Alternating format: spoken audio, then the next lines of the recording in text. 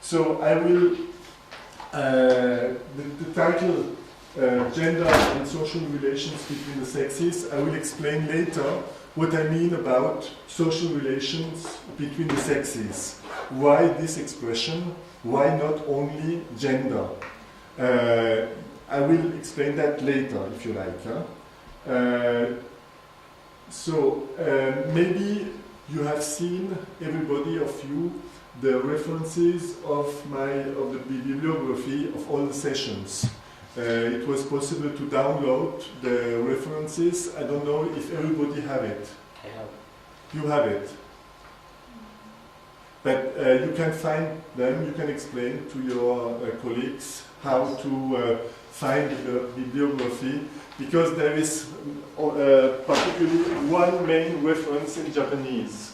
And if you have to read one book, only one, I would like that you read this Japanese book. It's a translation of a French book, and the name of the book in French is, and translated of course in English, is Dictionary of Feminism. The title of the book is not, for me, a good title. Why? Because the content of the book is not about feminist movement. The content of the book is about the concepts who were produced by the feminist researchers. And it is a very interesting book, in my opinion, because you have here a synthesis of the production of the feminist sociologists, particularly in France, but not only. You have also articles from authors from other countries. And another important thing is that the book is really pluralistic. It means you have not only the position of one theoretical current, but you have articles who are very in contradiction from each to another. You understand? And I would like, it is precisely the book directed by Elena Hirata, that French, Brazilian, Japanese colleague, and she directed that book, and it is translated in Japanese, and it is also translated in Portuguese, and in Spanish, and in Turkish, but not in English. English are not interesting in, because they only look what they produce themselves, and they don't look, I think, enough what is the production of in other countries, in other theoretical orientations.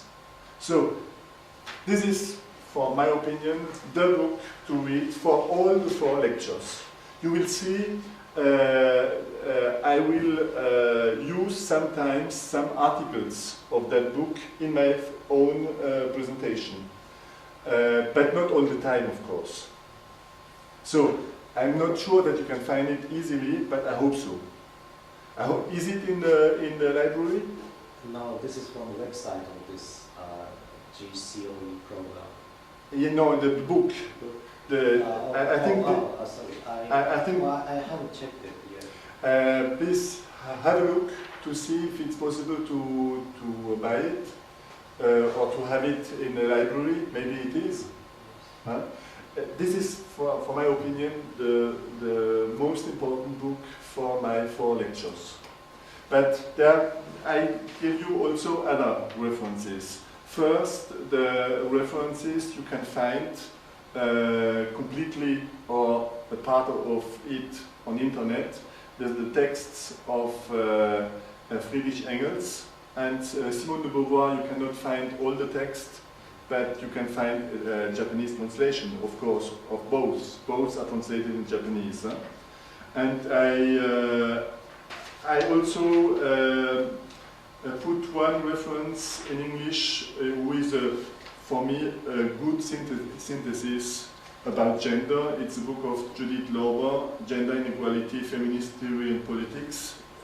And 3 important texts from the researches about gender from different moments. Gail Rubin from 75,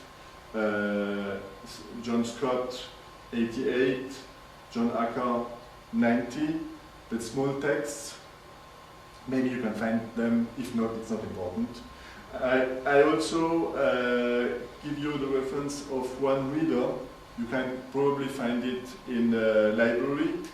And the reference of two historical works, socio-historical works. You will see I will use in my lecture some socio-historical works because it is absolutely necessary to historicize the social things in general. And particularly if you want to present theoretical work, you have to insist about the context of the production of that theoretical work. You can not only stay with the text without the context. So you will see, I will insist on the context. Is it clear? So, then I will continue. First, in the introduction, I want to insist on 3 points. The first point is the importance of the concept of social relations for social sciences. The concept of social relation is not very often used. Even you can find some dictionary of sociology where you cannot find the entry social relation. In my orientation, the concept of social relation is very important. You will see later why. In German, the concept is soziale Verhältnisse. In French, rapports sociaux. Why do I present the German concept and the French concept? Because in French and in German, we have 2 different concepts when in English or in Portuguese or in Spanish, we have only one concept. Social relation in English or relación social in Spanish, you have only one concept for 2 different meanings. And the 2 different meanings, we have 2 different concepts in French and 2 different concepts in German. For instance, in German, soziale Verhältnisse and soziale Beziehungen. Soziale Beziehungen is to insist on interpersonal relations. Soziale Verhältnisse, it is much more general, much more macro. You understand? And in French, we have the same, rapports sociaux and relations sociales. But in other languages, you have only one expression for the 2 meanings. Is it okay? In Japanese, of course, I don't know. You have to find out what's a good translation, but probably we'll find it in the dictionary I told before. So, this concept, social relations, or in plural or in singular, it's the same. Huh? This concept focuses on both on social constraints, it's meaning on domination, but also, in the same time, on social practices, it means on social processes. So, I have to insist on that. The concept of social relations is not only a structural concept. It's a concept who includes the domination, but also the social practices of the social subjects. You understand that? I will explain a little bit further. If you think society with this concept, social relations, society is not a thing. Society is not an object. Society is a structured network of relations in flux. It is clear? Isolated individuals doesn't exist. Only exists practical activity of the sensuous being of the human subject. More generally, this concept, social relations, indeed gives us the possibility, first, to avoid all social objects. for instance, society, as I told you before, but also individuals in a fixed sense, also groups in a fixed sense. I will insist about that later, or organizations, institutions, or states. The concept gives us the possibility to insist on a relational standpoint of human society, or to say the same, or social humanity. Is it clear to begin? Of course, I will give much more explanations later, because as you will see at the end of the introduction, there is one lecture completely involved about the concept of social relations between the sexes. But only at the introduction, I wanted more generally insist on the concept of social relations. Is it okay? The concept of social relation was first developed by Marx, but also by generations of sociologists for the analysis of social classes. Marx's central thought is of humans as natural, social, practical, and historical beings, and of history as an ongoing struggle between the classes. I have to insist about the both sides again here. One side is humans as natural, social, practical, and historical beings, and on the other side, at the same time, history as an ongoing struggle between the classes. But don't forget that the classes themselves are formed in a process, in an ongoing process. Precisely, the relations of classes theoretically are first, the classes are the result. But we are in a process. So that's why it's not possible to give a definition, a fixed definition of a class. The classes are defined through the relations of classes. Is it okay? In such a perspective, classes are the result of class relations. We are in a dynamical perspective. Classes aren't fixed forever.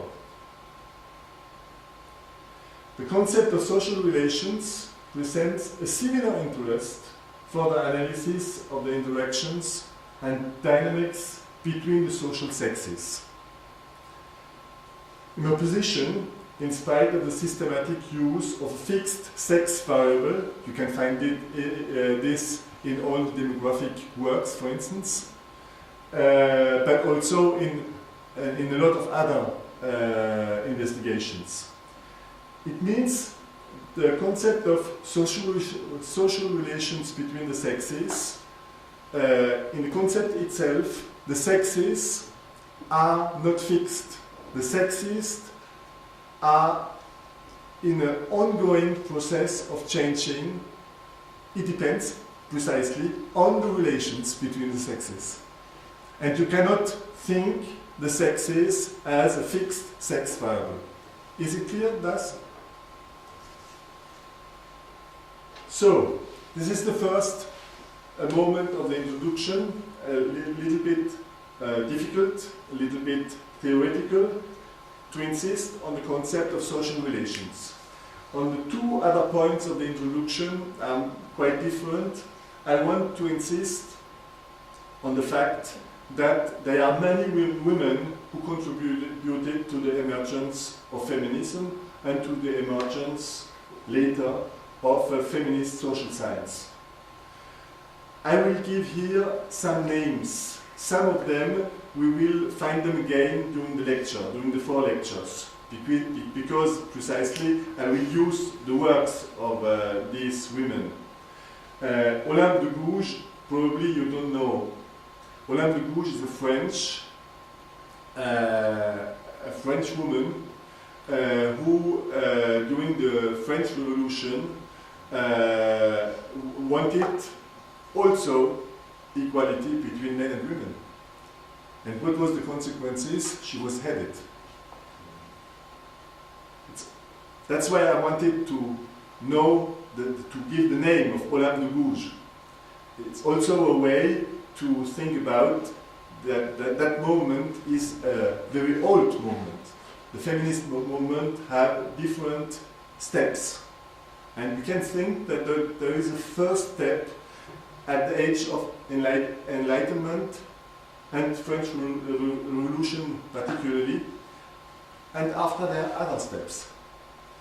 The second name, maybe you know it, because she's English, she writes in English, Mary Wollstonecraft. Maybe you know the opposition of Mary Wollstonecraft against Jean-Jacques Rousseau.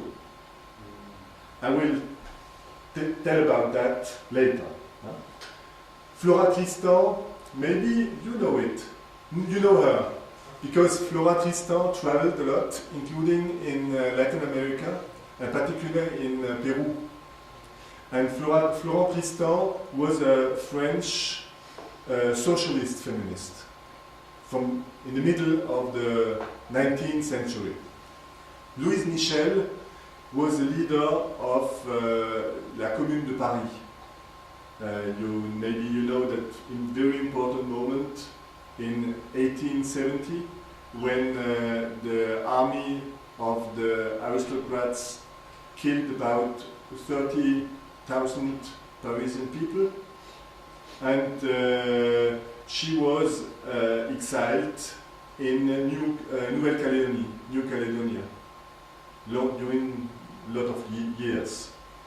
Madeleine Pelletier is not very famous. I give a lot of French names, of course, but I know, of course, that there are not only French feminist women in that period.